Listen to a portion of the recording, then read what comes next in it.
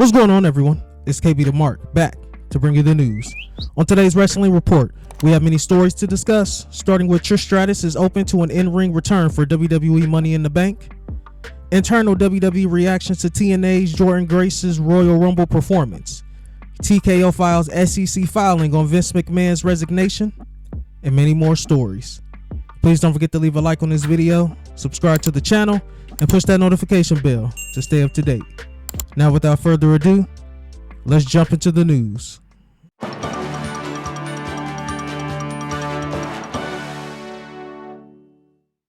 With the Royal Rumble in the rear view coming out of Saturday's show that saw Bayley win the Women's Royal Rumble match and Cody Rhodes win the Men's Royal Rumble bout, the road to WrestleMania 40 in April has one more stop to make. That stop is the Elimination Chamber on February 24th from Optus Stadium in Perth, Australia, where undisputed Universal Champion Roman Reigns is not advertised. However, CM Punk and US Champion Logan Paul are slated to be there. The card for Mania is coming along, with Rhodes saying he will challenge Reigns for the title, while Bayley has teased going after IYO SKY's women's title. A number of plans have changed regarding the Rumble card. Fans have been wondering who Women's Champion Rhea Ripley will be wrestling at WrestleMania, something that will be determined at the Chamber event. PW Insider reports there will be a Women's Chamber match where the winner will get a shot at Ripley's title at WrestleMania. The two frontrunners to face Ripley are Becky Lynch and Liv Morgan, indicating they will be in the match. Jade Cargill has made her official in-ring WWE debut as she competed in the Women's Royal Rumble match as the number 28 entrant after signing with the company last year and training for the past several months at the Performance Center. Cargill teased a showdown with Bianca Belair in the match before being eliminated. While speaking to Denise Salcedo in an interview, Cargill discussed the moment. I was just ecstatic. The locker room showed me nothing but love. I was a little nervous, but once I heard just the sound of the WWE Universe, I felt like I was undeniable. I felt like I would not have gotten a better start than in AEW. That's me being very honest. I think the veterans in the locker room prepared me for the grander stage at WWE. I got a great experience there, being thrown into the water and being able to swim and survive. It prepared me for the big stage that WWE has, the locker room, and the phenomenal staff that WWE has. We're going to see what happens. I think I would rather work with the great Bianca Belair. I think she's phenomenal. I think she is a great representation for the African American community. We're going to make magic whether we work against or together. We're going to make magic. Chris Van Vliet welcomed Moose on as his guest this week. Moose won the TNA World Championship at the Hard to Kill pay-per-view. Chris Van Vliet asked Moose if he would want to retire in TNA. I can't answer that question because I can't tell the future. I can't tell you if I'm even going to wake up tomorrow, so I can't speak for that. But I will say this. I'm not one of those guys that you see that wants to wrestle until he's 60 or 50 years old. That's never been my goal. I want to be able to leave wrestling young and still be able to run around and play with my kid, be active, and do fun things. So I can't tell you that I'm going to retire in TNA, but I do know for a fact that I'm not one of those guys that's going to wrestle until he's 50 years old. I turned 40 this year. It all depends on how I feel physically. If I still have confidence in my abilities to still perform the way I perform now, and if I feel like there's any dip in that down the road, then I'll hang it up. Trish Stratus returned in early 2023 for a feud with Damage Control, where she aligned with Lita and Becky Lynch. That led to Stratus turning heel, attacking Lynch, and aligning with Zoe Stark. The WWE Hall of Famer put over Lynch in a steel cage match at the WWE Payback 2023 Premium Live event, ending the run.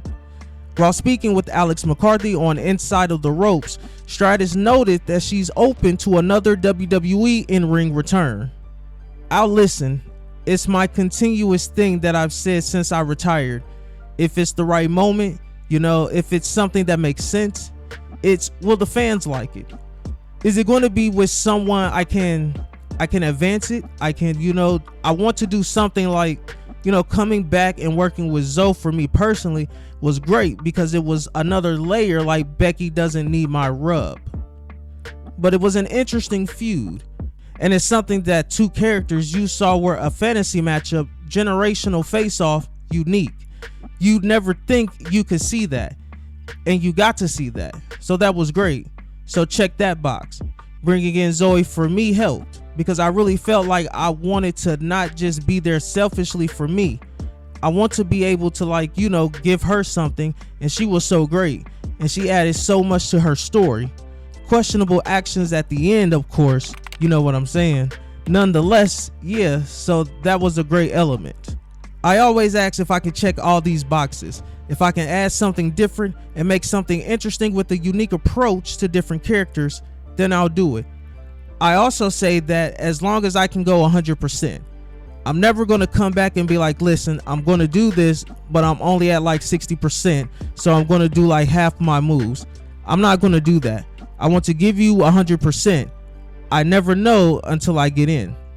Stratus noted she had a torn hamstring during her WrestleMania match and wasn't 100% healthy. WWE is looking to return to Stratus's hometown of Toronto for the Money in the Bank event this July. She is open to listening to hearing an idea. She continued, if the call comes, I'll have to check those boxes. Can I still go? I'll get in the ring. I'll see where I'm at and then see what the idea is. It's always about creativity, making sure that it's something that will satisfy the fans and be something exciting and different. Jordynne Grace made a surprise one-off WWE appearance when the TNA Knockouts champion appeared on Saturday at the Royal Rumble in Tampa, Florida by competing in the Women's Royal Rumble match as the number 5 entrant. Grace had a strong performance in the bout and even shared the ring with Naomi, who dropped the Knockouts title to her at the Hard to Kill pay-per-view event earlier this month before she was eliminated. Grace is still under TNA contract.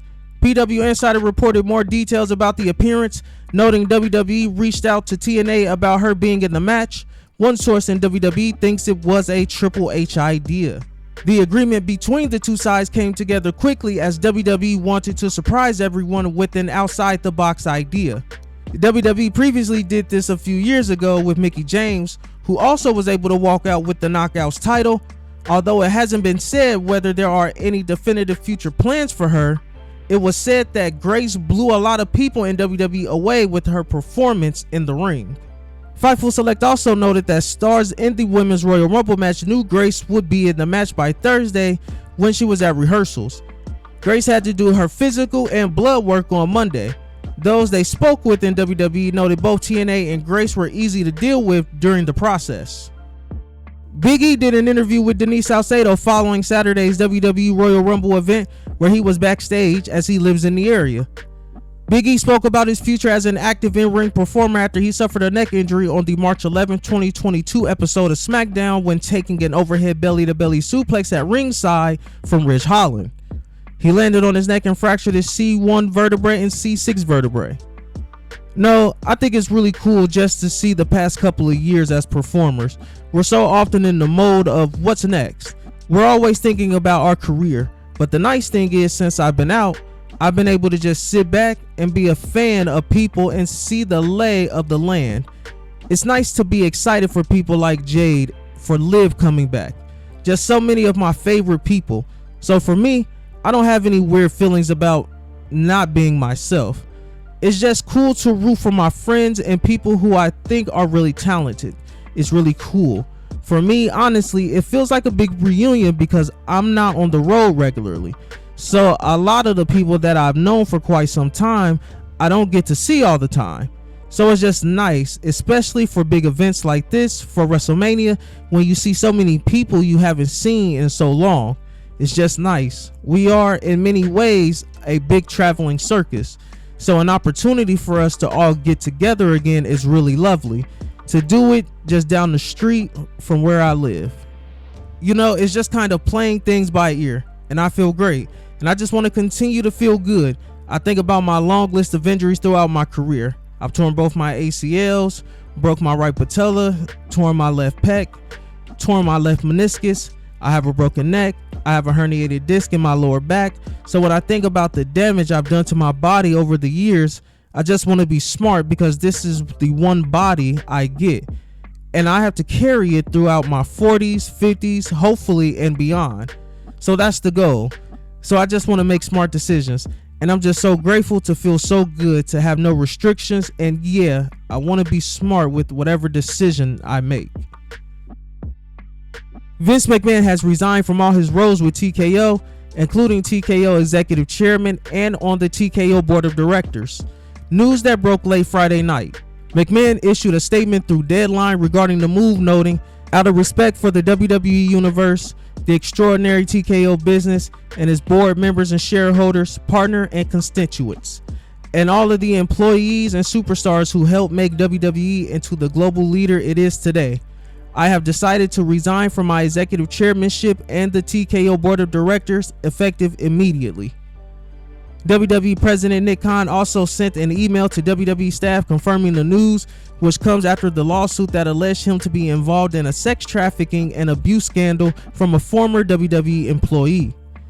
TKO submitted an SEC filing regarding the resignation of McMahon Monday morning. On January 26, 2024, Vincent K. McMahon notified the board of directors of TKO Groups Holding Incorporated of his resignation from his position as executive chair and a member of the board and any other positions, employment, or otherwise he has at TKO and its subsidiaries, in each case with immediate effect as of January 26, 2024.